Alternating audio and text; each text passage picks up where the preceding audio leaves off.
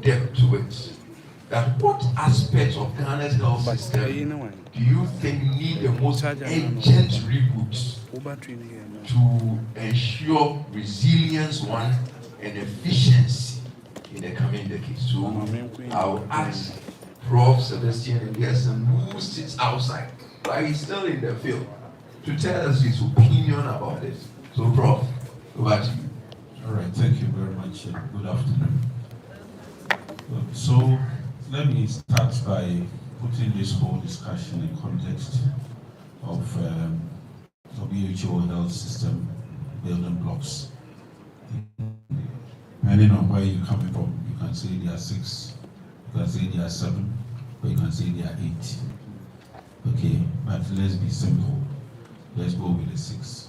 So the first is service delivery. So let's start from service delivery.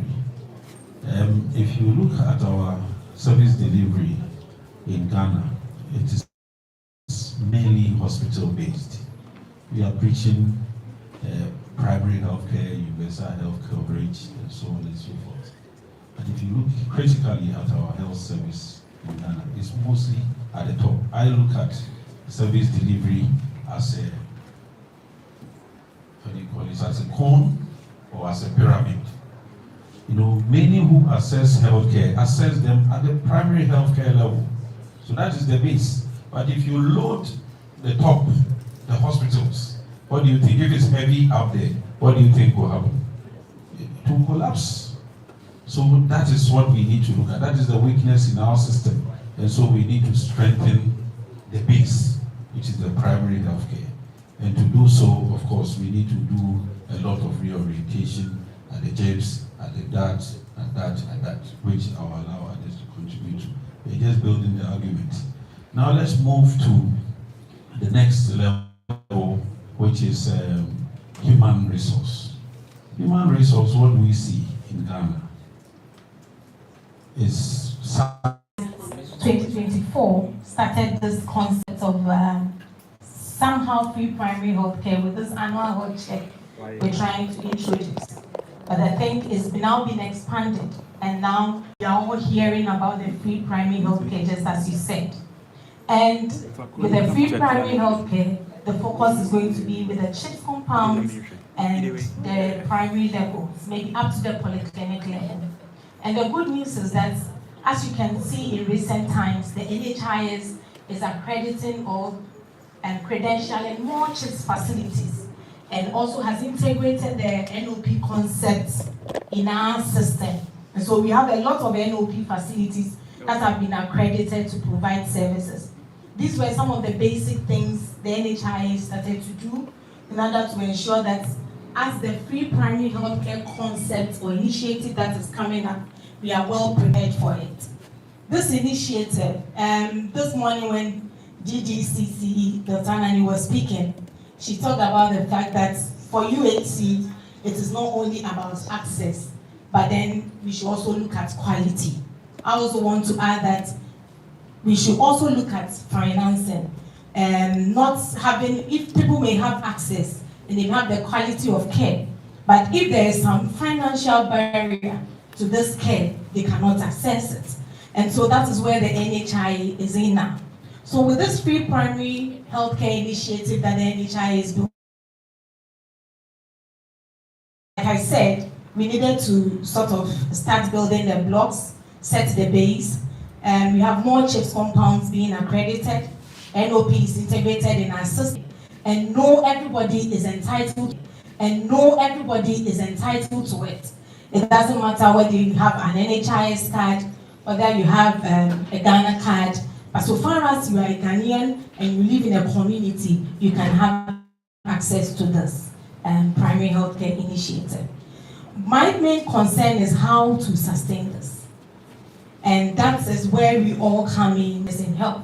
Because this coming on board, maybe there will be some modalities which we're all going to hear about very soon, because there's a sensitization being rolled out nationwide. So we all hear about it. But then if this system or this initiative starts rolling, and then we don't use the resources that we'll be equipped with efficiently, then the sustainability is going to be a problem for us. So I think that what I'm urging all of us is that this is something on the heart of the purchaser. The free primary healthcare initiative is something we've been looking into way back, because we've also seen that we are spending more money on curative. And like the saying goes, prevention is better than cure. And so we also looking at how we can prevent most of these diseases, especially the NCDs, that is driving a lot of, taking a chunk of the money that is being used to finance. They become better, refuse now to go, they've seen the light, they refuse now to go back to the darkness. But if it's properly structured across the country, A, to work, after 5 years, I'm going back to school. B, for example, to improve on my lot, and probably come back or go to another place of higher level as others replace me. I mean, these are the 4 areas that I think if we strategize, and as he said, my brother said, monitor and evaluate properly, we'll have a sustainable human resource base to work with in our health system. Okay, thank you very much. And Dr. Jojo, you have been in the system for a long time. I think you came out at the peak of migration. You came out of medical school at the peak of migration, but you didn't migrate. So bring your perspective to this. Some of the suggestions that Prof has raised. What do you think are the most, in your mind, the most, practical thing that you think made you stay all these years? Thank you very much. I think one of the things which make me stay is the passion for the work. I really started from a very remote area. When I finished, I went to Sabri. I spent 1 year there to learn the art of surgery, because that was my passion. So after the passion, I came to Cape Coast. By then, the thing was that when you are a new doctor, they have to mentor you. So we came to the regional hospital where we have been mentored. So after working for 2 years, I decided to go to the district. And by the time I was going to the district, I have the art. I know my left and my right. This is not the time I'm going to experiment. So I went to Winneba. By then, the hospital was very low, because the first day I reached there, I saw only 5 patients. But as we sat, and leadership was also good, whatever I asked for, they provide for me. I didn't have a car in the beginning. They availed the hospital car for me. So wherever I want to go, if I'm coming to work, they pick me in. If I want to even go to Accra, the hospital car will send me. So that's why I think leadership is one of the key things which we need to look at. But when the leader is very good, he can attract other people to the area. Housing is key, as he has said, is key. Because when I was in Sweden to attract people, housing was the one I was fighting with assembly. And I was happy before I was leaving Sweden, we were able to get 5 extra bungalows for doctors. Apart from my own, which I stayed, we have 5 more bungalows, because that was a fight. That let's give accommodation, once you get accommodation for them. And by then we didn't have accommodation. What I did was that I rent accommodation for them free. Come and stay inside and work for them. And I'll have a car to take you to the hospital. When you close, at least a car is ready to take you home. So they are somehow comfortable in a way. I give them a little allowance. It's not so enough, but at least they can pay your electricity bill, pay your water bills, or something to keep you going. So this is the strategy we put in place to have them come in. As Prof said, that mentor, and the mentor brought them in and coach them what they are supposed to do. Definitely they don't have a problem. For example, I'm going to do this, I'm in trouble. Whom will I call? If there is nobody and the patient dies, definitely the director will not take care for me. They will bust me, and the way you handle them, sometimes when things go wrong, it's also one of the key things you need to look at. So these are a few things I think I can Thank you very much. I think you brought up a very important issue about partnerships. That in daily life, we need to seriously reach out to other partners. Because it's clear that that to achieve universal health coverage, it's not a health sector thing. It's also doing a lot with the people, so that they also identify people who are poor and can see how they can help them have access to healthcare at low cost. So these are some of the things that. So I want the district director also to tell us how we can ensure that vulnerable and underserved population are not left behind. Thank you very much, Dr. And thank you, Deputy Director CPC. I think that the vulnerable groups, even when you read the UHC roadmap, they are captured. We have the women, including pregnant women, children, especially those under 5, persons with disability, the indigents, that's those who are earning below the minimum wage, and then the aged as well. And as the CPC director rightly mentioned, we've had a lot of interventions. There's the lead, which is coordinated by the social welfare. There's also the indigents renewal for NHIS. There's the baby-friendly hospital facilities. There's the focus antenatal. There's PI for children. But you realize that, as you said, you can have a card. How do you get healthcare if you cannot go to the facility? And I'm very happy that she brought up the issue of the use of technology in general, whether in telemedicine, mobile renewals. If we are able to capitalize on these, it will help us to reach a lot of people without them necessarily coming into the hospital. Then we also have the issue of even identifying these groups in our various jurisdictions. You find out that in every district, there are some category of people that fit this bucket. If you go to the upper district, you have this mining group of people who are vulnerable to a lot of illnesses. We have very poor people when you go to various communities, children with all sorts of malnutrition, and if you're unable to identify them in the first place, then giving them the health care will be very difficult. So as district directors, medical superintendents, health workers in general, we would have to be able to identify these key groups in our communities so that we can send the health care to them. Aside that, we also have been talking about, normally we don't mention males when we are talking about vulnerable groups. But it's interesting to know that in the villages or in the, hinterlands, if the man doesn't stay for a Polanco hospital, the child doesn't go.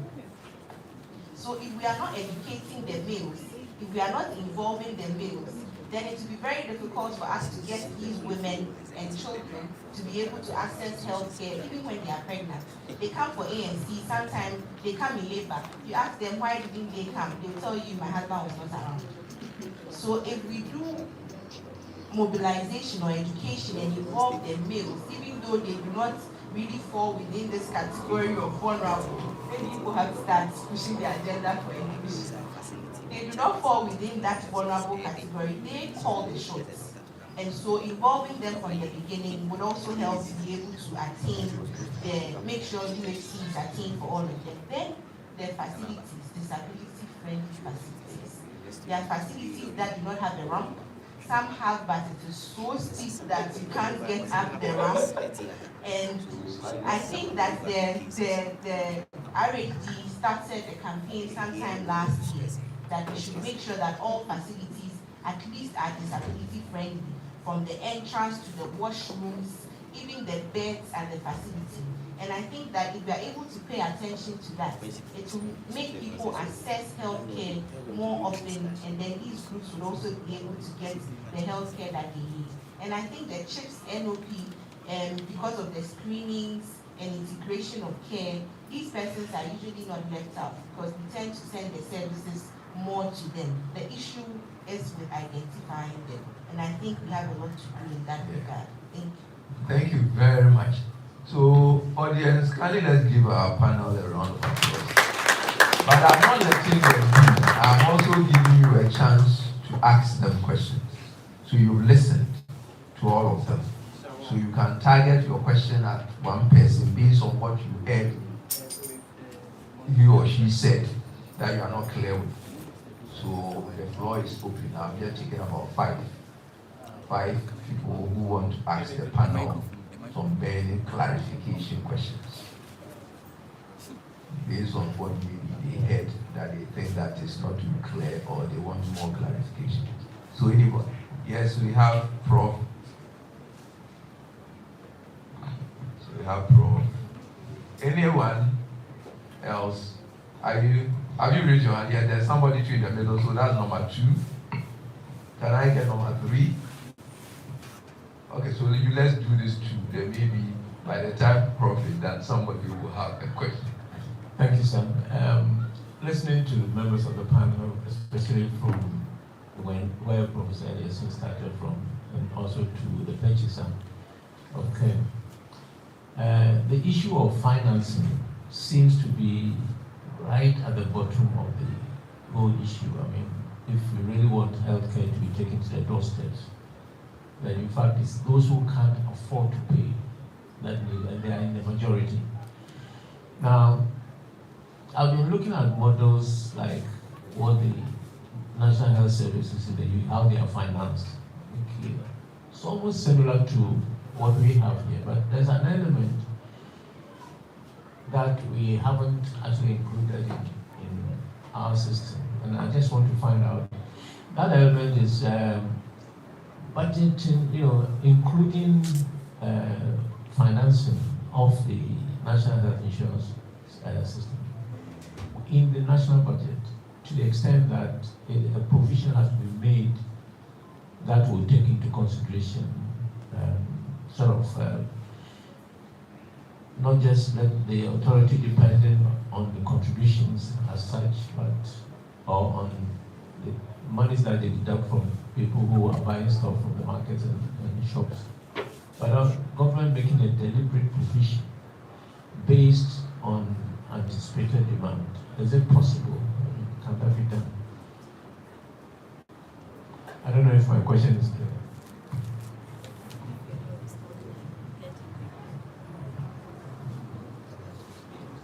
Okay, let's take the one and then I think we'll take the report.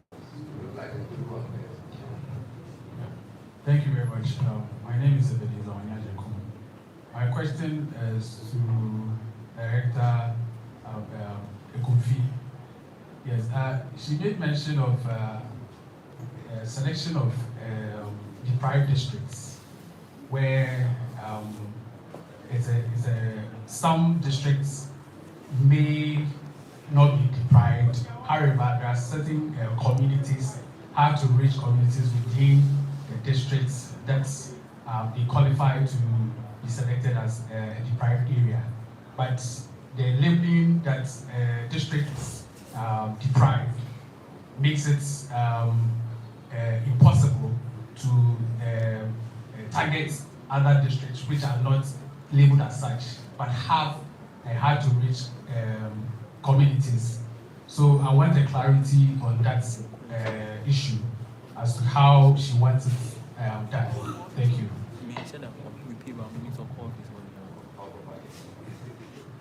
Okay, so let's take the insurance one. Thank you very much. Prof, if I get a question right, we looking at other sources of funding aside the premiums that members pay to the NHI. And I think in the National Health Insurance Scheme, it is not only the premium that we look up to. We also have the ones from the tax or the NHI levy that also comes in, and the fact that it is too low and all that, and people are also asking for other sources of funding. In all this at the NHI, in meetings, we are always looking at other ways that we can also support the funding of the scheme, but not to burden the Ghanaians maybe in terms of increasing tax or any other thing. So these discussions go on and on at meetings, and I believe that if there are any suggestions as to other ways we can get funding to support the scheme, and maybe if it gets to the NHI or gets it's said here, I can relay it to executive management to look at it also. But we are looking at ways of funding where it will not be like increasing tax or increasing the premium. I remember recently when the issue of the announcement of the increase in tariffs came, we had people who were calling and asking that, is it a premium? You're also going to increase the premium again. They confused it with the premium. So it looks like some Ghanaians are not even ready to have the premiums increased. And so there are other avenues that we can fund the scheme aside what I've mentioned, and even though capping coming in, we think is going to support, but we need more money. Maybe we can bring it up and I'll relay it back to management for that to be considered. No. You got to stay on SK6. So come and remove your mouth.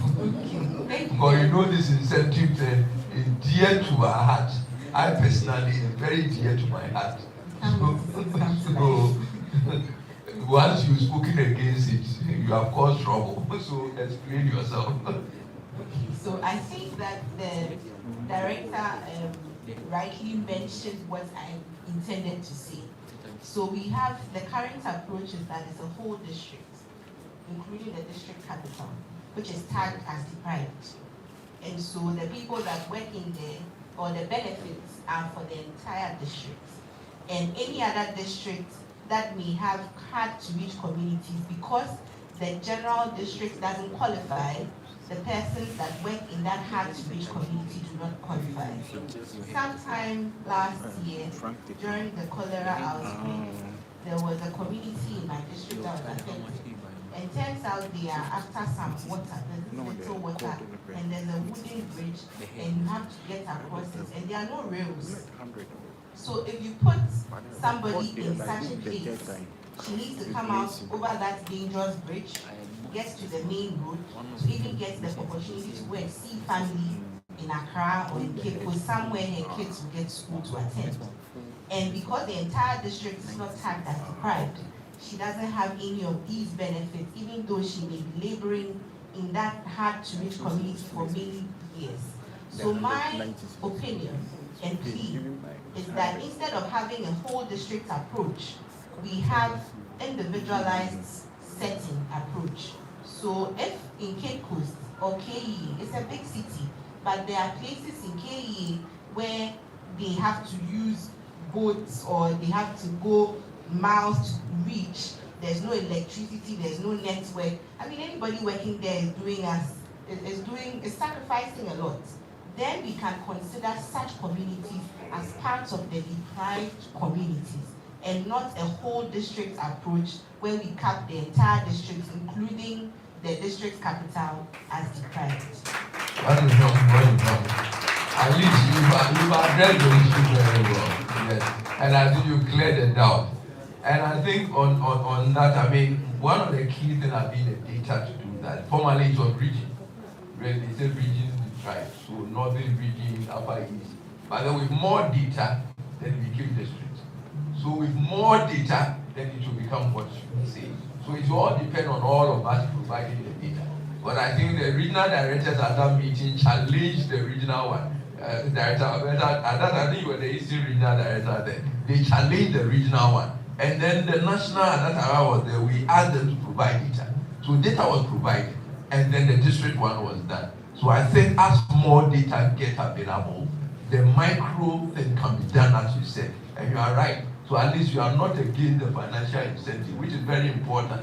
The non-financial incentive have been rolled out. As Prof mentioned some of them. It's already been rolled out. The promotion out of 10, going to school out of 10. But it doesn't appear to solve the problem. People want to see money. People want to see money. So that money thing needs to be addressed. I thought it was all over. You want to ask a question? You want to add to that? Okay, last one, because we are running out of time. Then I'll give Father this one, Papa decision. So I'll defer to Papa decision and let. To aid the district director, I mean, when the district director gets, let's say, 5 medical officers or 5, sorry, my name is Benedict Okofa, Metsu for Ankapola Procedure Generals. When the district director gets 5 people to the district, they will all want to go to the good places in the district. So she will not be able to solve her geographical equity index. And it will also not solve the regional geographical equity index because of the facility in there that is deprived. Now, that district director should be empowered to be able to sort of activate the incentives. Because we can't sit at the top and design a system that will fit to the micro level.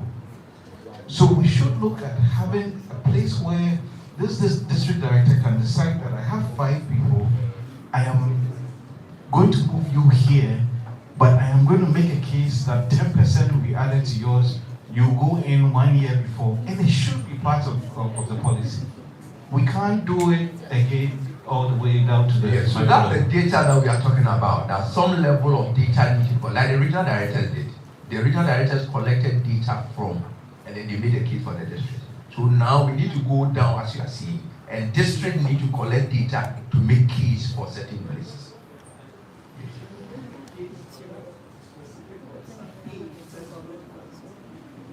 No, it works out to be the same thing.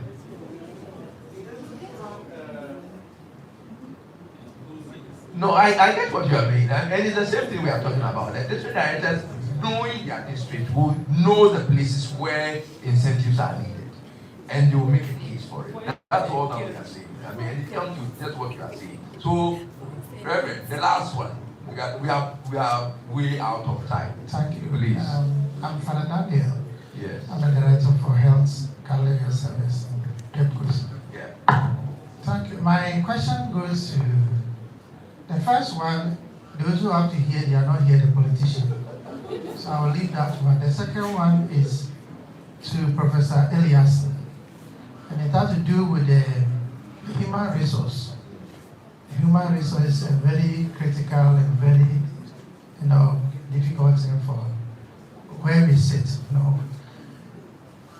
Going to do your fellowship and membership, can we tie the qualification to maybe working in a district, evidence of being, having worked in, say, Rahabawami for some time, or, before, because I am thinking if we can tie, aside the government doing all the incentives, can the school also come out before you qualify, if you have been spent 10 years, and then all of it is in Accra, you don't qualify. I'm just thinking aloud, because bringing healthcare to the doorstep of the poor, and then all of us want to go to Accra. I've called somebody who was posted to Cape Coast to one of my hospitals. I said, I'm not coming. Why will call you? How much are you giving me? Do I know your work?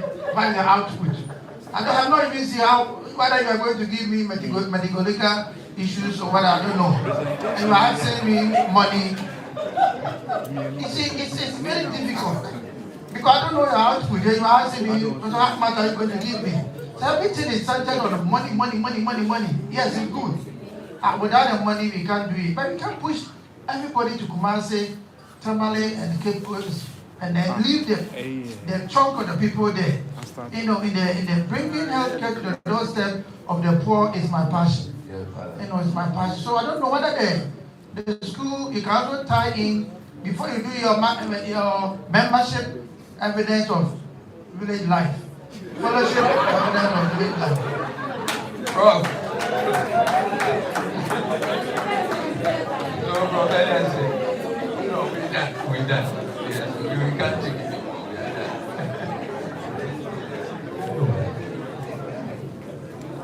Father, I think this is not new. This thing is not new. I think previously, even before you went for fellowship, you should have served in the remote areas, district for so many years.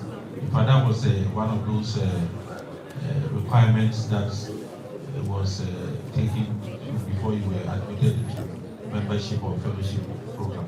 But over time, these things have changed because there are areas that need, specialists. For example, anesthesia. Nobody wanted to go there, so now they have to put some incentive that if you finish house job, you want to do anesthesia, you don't go to district. And people went into various areas without even that district experience. And now, things have changed. People are even paying privately to specialize. So a lot has changed. So we need to rethink.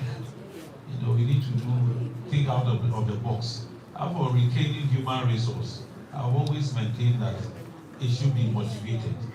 but monetizing it is not sustainable. You see, I always say, depending here, because where somebody will sleep is key.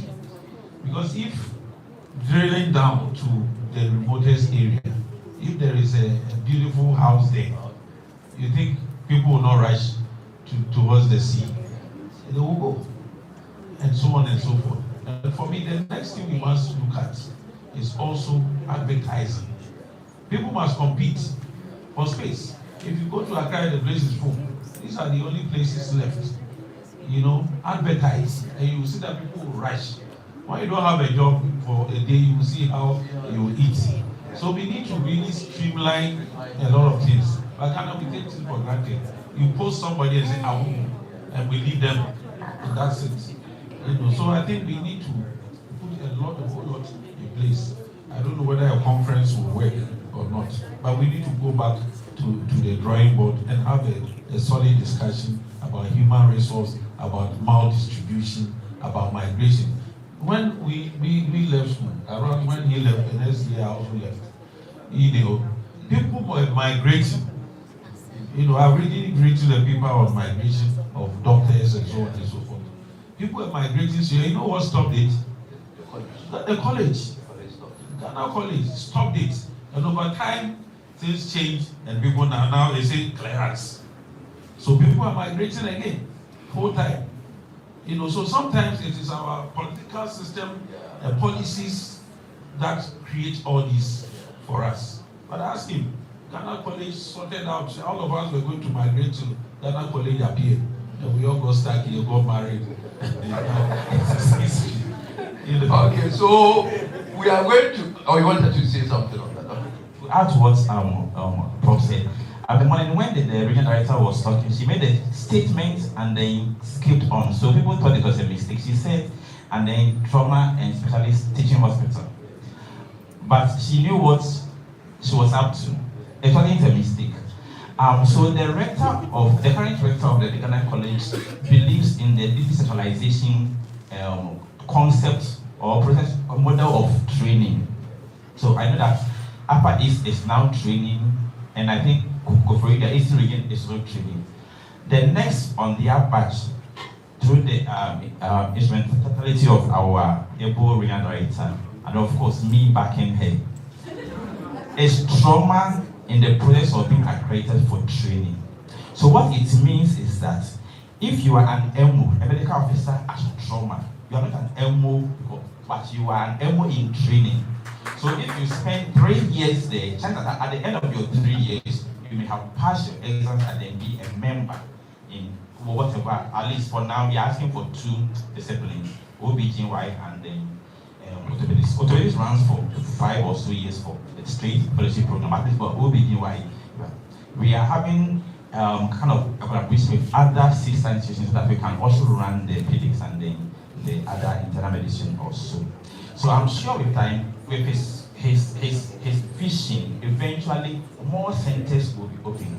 So parking, I'm going to Kumasi, parking and going to Accra is going to be a thing among the past. And the central region, we have CCTH training, we have trauma training, we are more likely to keep most of our people in the region.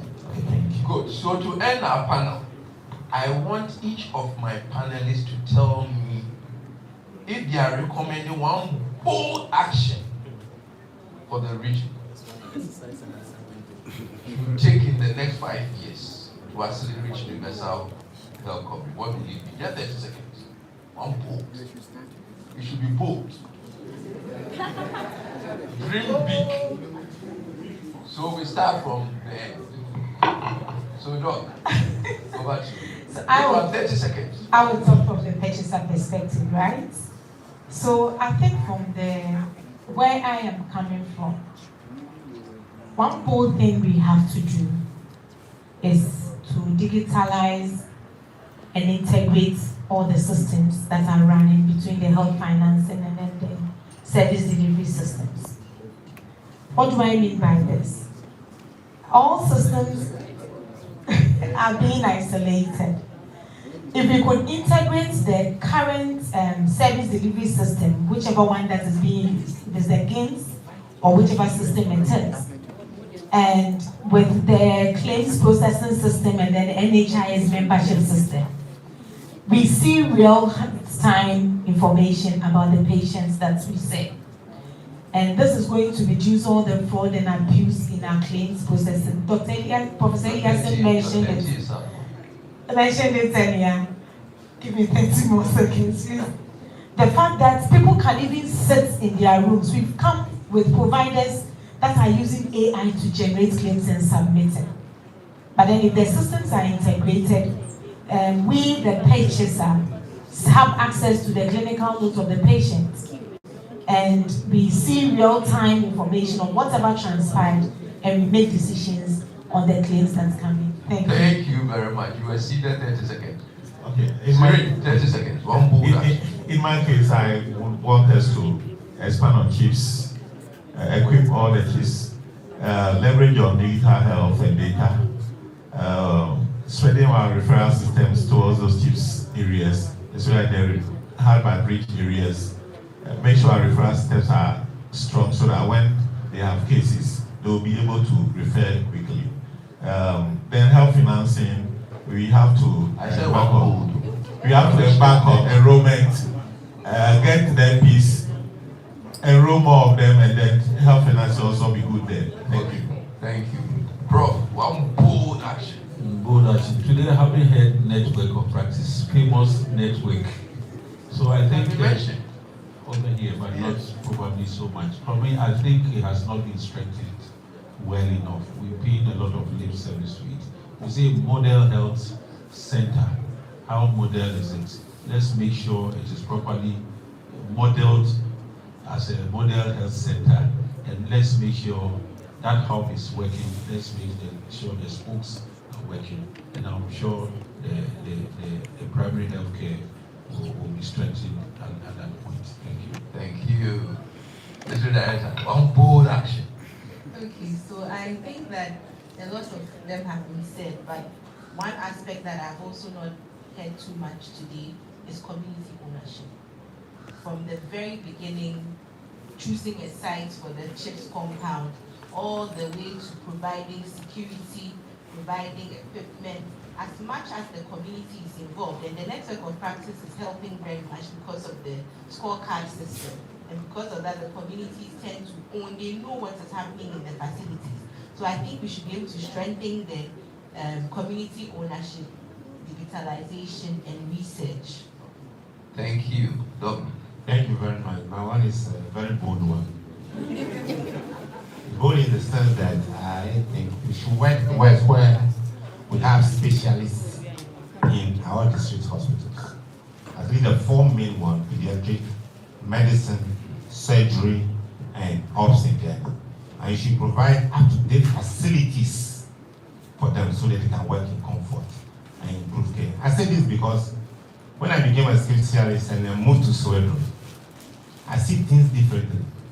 I pick them very early and manage them early, and the outcomes are there for everybody to see. Thank you. Thank you very much. Let's give our panelists a round of applause. I think you've done very well. Yes, so now, Mr. Dr. Chairman, you can take over. Thank you very much.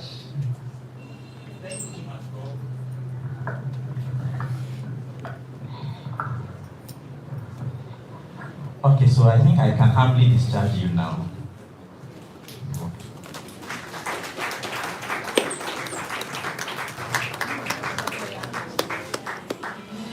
So thank you, our moderator and then the panel members. Policy to practice. Policy to practice. Rebooting Ghana's health services to accelerate universal health coverage. The case of central region. So the question generally was, what do we reboot? And then the responses were, look, let's look at the building blocks of health. So we mentioned the service delivery, they mentioned the health, human resources, they mentioned the financing, infrastructure, leadership and governance, and then information technology, and then research. And then how can Ghanaians maximize the primary health care concept through CHIPS, through LOP, CHIPS for geographical access, and the NHIP for the financial access. The district level financing, we said we should reboot in financing, training, grants, writing, proposals, and co. The NHI, like we said, is tilted towards curative medicine, but we have been told that through the free primary health care, and they are moving towards the preventive and then the promotive. Of course, you mentioned the key human resource task shifting, where there are no midwives, training some CHNs to take over. The incentives, the issue of incentives was also mentioned. Leadership was mentioned as one key pillar to strengthen our primary health care. Mentioned monitoring, setting benchmarks at the CHIP compounds at the sub-district levels. Then the healthcare financing was discussed again at length. Sustainability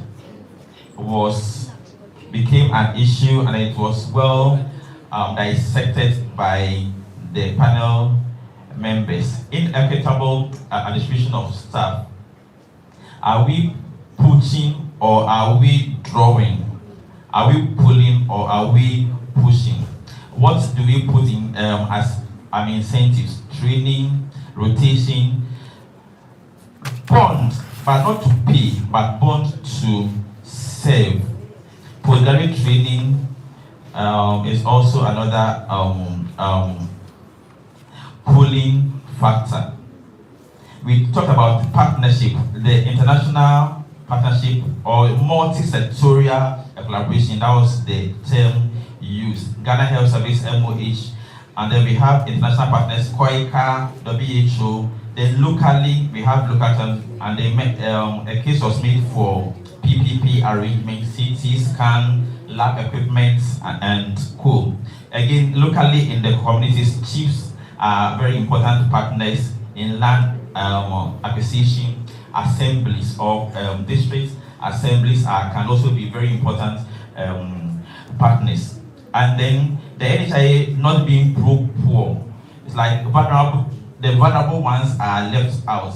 And then it says that there are programs that, including the use of technology, that means telehealth, piloting, and then co. So in short, I think our panel members deserve another round of applause for they have done justice to the discussion at hand. And I think it's my duty and my honor to say a big thank you for the support you have given me.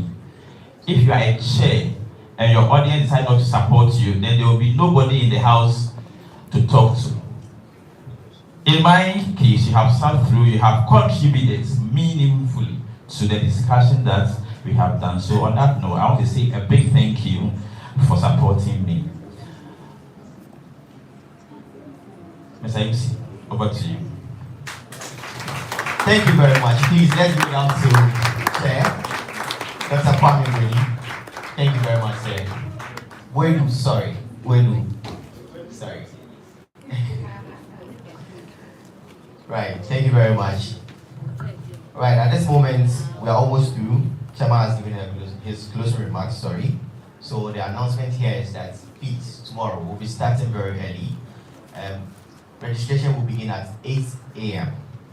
and we'll continue with the program exactly 8:30 because we skipped 2 activities which will begin very early tomorrow. So I crave all your indulgence, please. Let's get here on time so that we can begin and close early. At this moment too, I also want to thank all the panel members for being here and also engaging us with, thoughtful engagement today, and we've learned something out of it. So we'll be departing here shortly, and we'll take a closing prayer, just as we did in the morning. And this time around will be done by Mr. Tijani.